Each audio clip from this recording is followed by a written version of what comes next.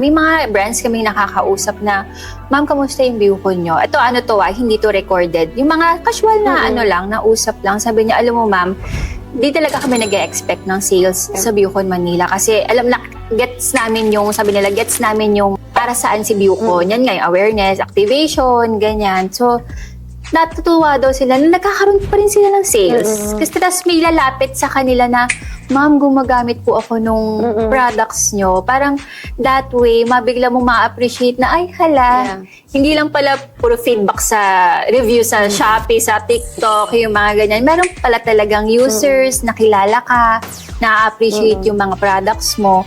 So, yun yung hindi mo mapapalitan ng pera. Yes. Tsaka ako, based on my experience, parang nakita daw nila yung product ko sa Viewcon. Ma'am, ikaw yung may booth doon sa Viewcon, diba? So, ayun, nagkakaroon ng interaction na parang nakikilala talaga yung brand. Nagulat ako, saan tayo nagkita? Ma'am, doon sa Viewcon, nakita ko yung brand mo kasali.